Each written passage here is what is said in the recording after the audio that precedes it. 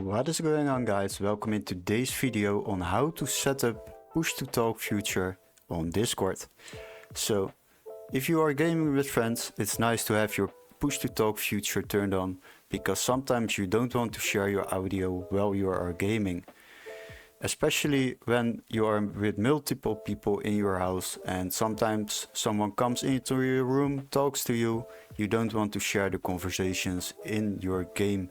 So for the first step, we will open our Discord, and in the settings you see your user settings. We click on that.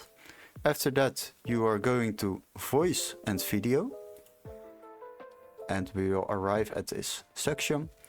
Now you can select your input device. We don't touch any of those. We just go to the input mode and we will select push to talk. Once you have selected this option, you can also use a shortcut. I have used a button on my mouse. That is the most easy way for myself, but you can set up every keybind you want. So if you want to edit it, just click on edit keybind and simply, for example, use the letter G on your keyboard. And now you have selected the G. Once you are pressing the G on your keyboard, then your voice will be opened and turned on in your Discord conversation. Hopefully this video was very helpful.